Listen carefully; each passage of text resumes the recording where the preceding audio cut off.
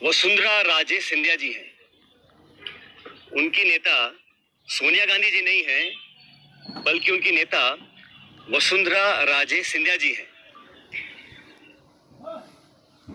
और एक तरफ ये कहा जा रहा है कि हमारी सरकार को गिराने का काम भाजपा कर रही थी, दूसरी तरफ कहा जाता है कि सरकार को बचाने का काम वसुंधरा जी कर रही थी। तो ये जो विरोधाभास है, इसको समझाना चाहिए। आप कहना क्या चाह रहे हैं, ये स्पष्ट कर देना चाहिए। आप सबको मालूम है, सरकार बनने के बाद मैं प्रदेश का उप मुख्यमंत्री था, प्रदेश अध्यक्ष था, और 2020 में देशद्रोह, राष्ट्रद्रोह के मुकदमे में मेरे पर कार्रवाई करने की कोशिश की गई थी। अनेक ऐसे प्रकरण हुए और हम सब लोग, और मैं स्पष्ट करना चाहता हूं कि मैं और हमारे कुछ साथी सरकार में नेतृत्व परिवर्तन चाहते थे। अपनी बात को लेकर हम दिल्ली भी गए और अपनी बातों को रखा। उसके बाद अखिल भारतीय कांग्रेस कमेटी ने लगातार चर्चाएं हुई और आज वो दुनिया में नहीं है, स्वर्गीय अहमद पटेल साहब, लेकिन उनके माध्यम से सब नेताओं से मुलाकात हुई और एक कमेटी का गठन हुआ, एआईसीसी ने किया। उसमें माखन साहब, वेणुगोपाल जी और अहमद पटेल जी सदस्य थे और उस कमेटी का एक काम था। और कमेटी जब गठन हुआ उस समय हम सबकी बात सुनकर हमारी बातों को एक्सेप्ट किया गया और एक रोड मैप तैयार किया गया। बहुत सारी बातें उसमें थी, मैं उसका उल्लेख नहीं करूंगा, लेकिन कमेटी का गठन हुआ और उसके बाद से हम सब ने, चाहे वो राज्यसभा के चुनाव हो, चाहे विधानसभा में मतदान हो, पार्टी का प्रचार हो, कांग्रेस को मजबूत और ताकतवर बनाने के लिए हम सभी साथियों ने जी जान से कोशिश की और मेहनत की। और 2.5 साल का जो कार्यकाल निकला वो इस बात का प्रतीक है। अनुशासन तोड़ने का काम कभी भी किसी ने नहीं किया। मुझे बहुत कुछ कहा गया, कोरोना, गद्दार, निकम्मा आदि, और जो ये आरोप परसों लगाए गए, ये 2.5 साल से मैं आरोप सुन रहा था। लेकिन हम अपनी पार्टी को और सरकार की छवि को नुकसान नहीं पहुंचाना चाहते थे। इसीलिए मुझे लगा कि जो प्रकार का भाषण दिया गया, मैंने पहली बार देखा कि अपनी सरकार को, अपने ही विधायकों को, अपने नेताओं को बेइज्जत और बदनाम करने का काम हो रहा है। कांग्रेस के विधायकों को तो बदनाम करने का काम हो रहा है और भाजपा के नेताओं का गुणगान हो रहा है। ये समझ से परे है। इस प्रकार का जो काम हुआ वो बड़ा गलत है। और हम सब लोग जो दिल्ली में गए थे अपनी बात को रखने के लिए, किन लोगों पर आरोप लगाए जा रहे हैं? ऐसे लोग जो पब्लिक लाइफ में 30, 40, 45 साल से हैं। 3 दिन पहले मैं बाड़मेर में था। सम्मानीय हेमाराम जी 1980 से विधायक है। उनकी क्या छवि है, मतदाता, पब्लिक, उनके क्षेत्र के लोग उनको अच्छी तरह जानते हैं, उनकी क्या क्रेडिबिलिटी है और क्या पब्लिक लाइफ में उनका अब तक का इतिहास रहा। ओला साहब, जिनके स्वर्गीय पिताजी 1957 से चुनाव लड़ रहे हैं, बड़े बड़े पदों पर रहे, और हेमाराम जी ने तो अपने नौजवान बेटे की मौत में और याद में एक छात्रावास बनाया है। 100 करोड़ की जमीन तो उनकी बाड़मेर में, निजी जमीन को उन्होंने दान किया समाज के लिए, लोगों के लिए। पैसा इकट्ठा कर 22 करोड़ का एक हॉस्टल बनाया 150 बच्चों के लिए, गरीब बच्चों के पढ़ने के लिए।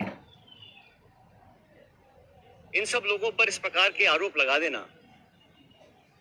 मैं समझता हूं बहुत गलत है, बहुत निंदनीय है। और मैं सिरे से इन बेबुनियाद और झूठे आरोपों को नकारता हूं। बहुत से साथियों को मंत्री बनाया सरकार के अंदर, बड़े बड़े पद दिए गए, कोई चेयरमैन है, कोई कॉर्पोरेशन में मेंबर है, कोई पार्टी के पदों पर बैठे हैं। 3 साल हो गए। ऐसे लोग जो पब्लिक लाइफ में रहे, जिन्होंने अपना नाम कमाया, जिनकी एक साख है, उन पे आरोप लगा देना कि आप चंद रुपए में बिक गए, मैं इसको बहुत गलत मानता हूं। और 3 साल से कोई कार्रवाई आपने नहीं करी, ये बहुत बड़ा सवाल उठता है।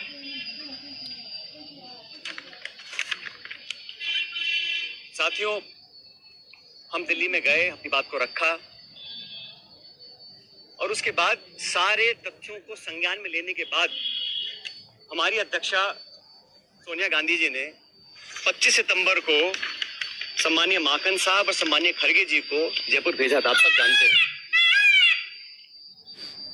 वो विधायकों की मीटिंग हो ही नहीं पाई। सोनिया गांधी हमारी पार्टी के अध्यक्ष थी उस समय। उनकी जो अवहेलना हुई, उनकी जो मानहानि हुई, उनकी जो बेइज्जती हुई, वो गद्दारी थी।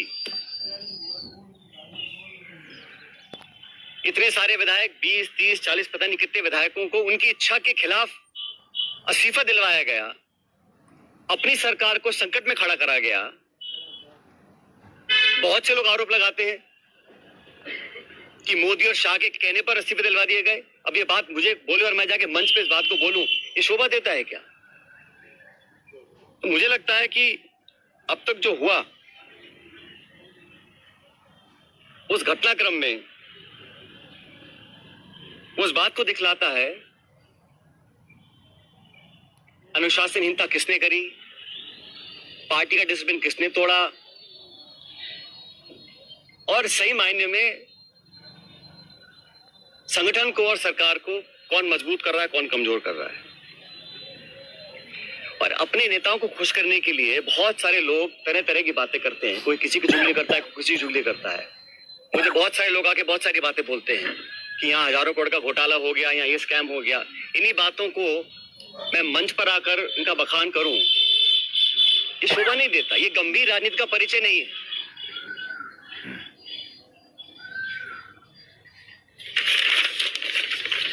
इसीलिए